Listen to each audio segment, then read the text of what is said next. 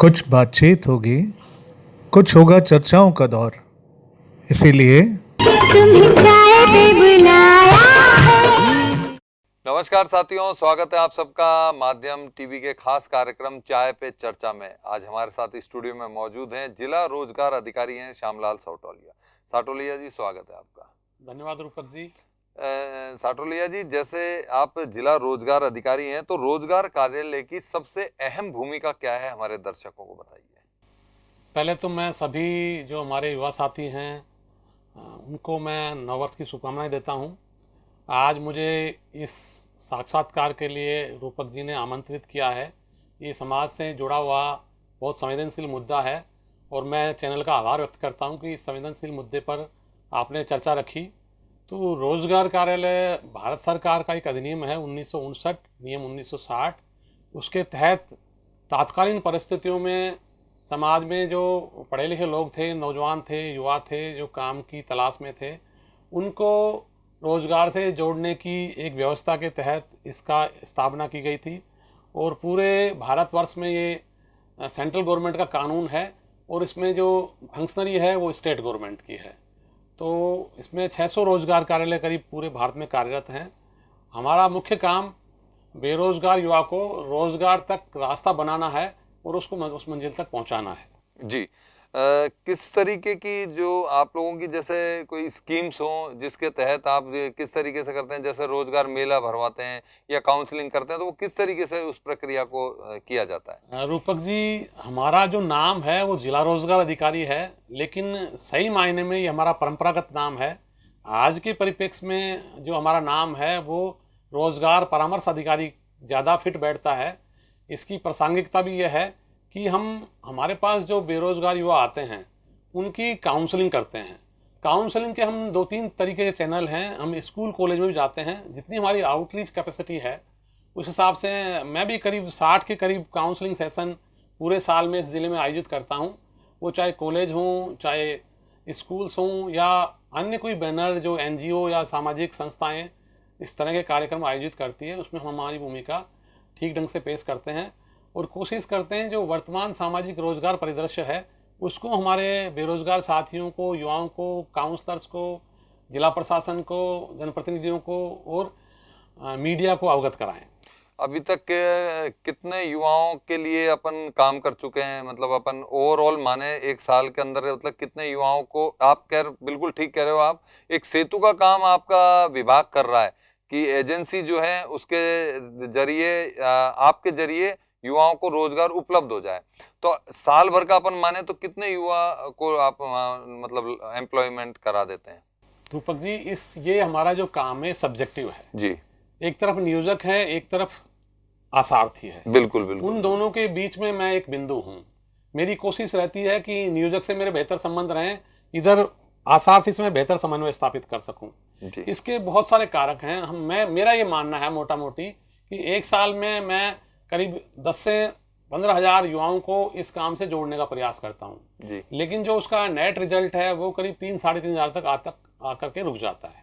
जी, आज के परिप्रेक्ष्य में जो हमारा जो औद्योगिक परिप्रेक्ष्य है उसमें बेसिक रूप से हम ITI लोगों को करीब 100% हमारा स्ट्राइक रेट है।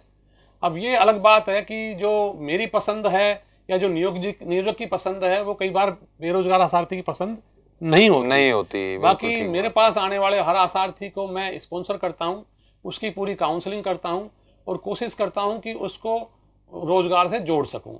यहाँ 2-3 तरह की दिक्कत जो है आती है वो ये है। पहला तो ये है कि हर व्यक्ति अपनी एक चॉइस के साथ रोजगार कार्यालय आता है। वो कोशिश करता है कि साहब मुझे रोजगार अधिकारी के माध्यम से X कंपनी में रोजगार मिल जाए। ये जो परंपरा है ये 100% फिट नहीं है।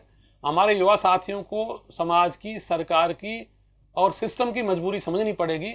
हर आदमी को परफेक्ट एम्प्लॉयमेंट दिलाना बहुत ही असंभव नहीं, नामुमकिन काम है। बिल्कुल सही बात। दूसरा जो चीज है कि जो राजकीय अधिसूचित दर हैं उनमें और जो बेरोजगार आसार्थी अपेक्षा रखता है उनमें बहुत बड़ा गैप है। तो उस गैप को फिल करने के लिए प्रशासन और सरकार और समाज ये इनका आपस का समन्वय है और राजनीतिक सिस्टम या हमारा प्रशासनिक तंत्र इसके लिए काम भी करता है। तो वो चीज़ें समय समय पर इनमें अभिवृद्धि भी हो सकती है।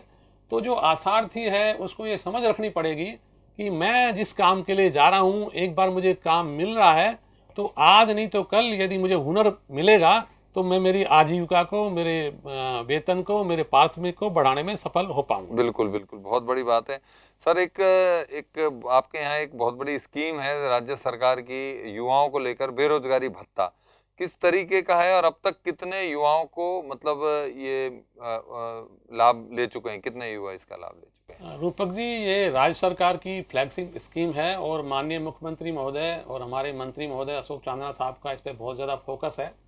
और हमारे ज़िले के लिए बड़े सौभाग्य की बात है कि जिस दिन से स्कीम लागू हुई है उस दिन से हम इस स्कीम की जो रैंक है उसमें लगातार पहले या दूसरे पायदान पर रहे हैं। शुरू में हम दूसरे पायदान पे थे। पिछले 1.5 साल से अलवर जिला लगातार शानदार परफॉर्म कर रहा है।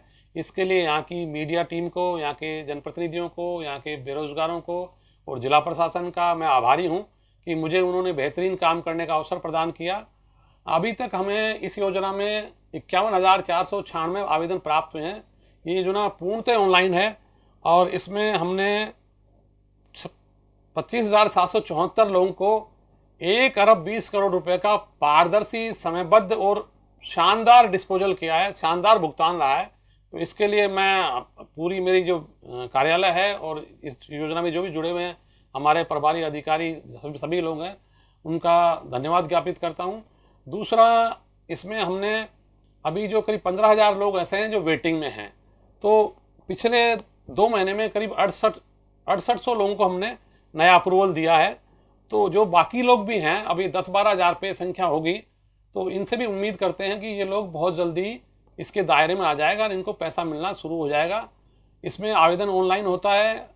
अभी जो वर्तमान 1 जनवरी से जो रेटें हैं, 4,500 लड़की, दिव्यांग और ट्रांसजेंडर के लिए है और 4,000 पुरुष आसार्थी के लिए है। पुरुष आसार्थी को अधिकतम आयु 30 साल है, महिला आसार्थी को 35 साल है, ST SC और दिव्यांग को 5 साल की एक्स्ट्रा छूट है। तो ये इसमें बेहतरीन काम हो रहा है। अभी इसमें एक नया आयाम जोड़ा है सरकार ने कि जो बच्चे इस योजना में पैसा लेंगे उनको 4 घंटे प्रतिदिन किसी सरकारी विभाग के साथ इंटर्नशिप करनी पड़ेगी। तो मैंने कल ही 2741 लोगों को 5 विभागों में इंटर्नशिप के लिए जोड़ दिया है। लिस्टें संबंधित विभाग को भेज दी गई हैं। मेरी पूरी कोशिश है, मेरी टीम की पूरी कोशिश है कि किसी भी जो हमारा इंटर्न है उसको असुविधा नहीं हो। 5 किलोमीटर के दायरे में हम उनको इंटर्नशिप कराने की कोशिश करेंगे।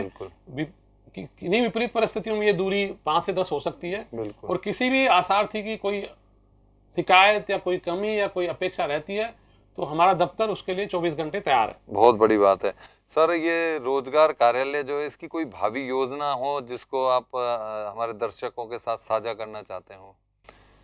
रूपक जी, हमारे लिए बड़े प्रसन्नता की बात है कि हमारे जो जिला कार्यालय को भारत सरकार ने और राज्य सरकार ने मॉडल कैरियर सेंटर के रूप में विकसित करने का निर्णय लिया है। बहुत बढ़िया। इसके लिए हमारे पास में 42 लाख रुपए का बजट आया था। 28 लाख रुपए में हमने खर्च कर दिए हैं। 14 लाख का सिविल वर्क का काम अभी NIT के जरिए PWD के यहाँ विचाराधीन है। उम्मीद करते हैं कि इसमें जल्दी प्रगति आएगी। ये जो मॉडल कैरियर सेंटर होगा, इसमें बिल्कुल जो नवीनतम टेक्नोलॉजी है, कैरियर काउंसलिंग की, रोजगार की, प्लेसमेंट एजेंसी जोड़ना, बड़े इंडस्ट्री को बुलाना, उनसे विजिट कराना, इस तरह के साइकोमेट्रिक टेस्ट जो कि बहुत बड़ा टूल है कि किस लड़के को क्या कैरियर प्रोवाइड किया जाए।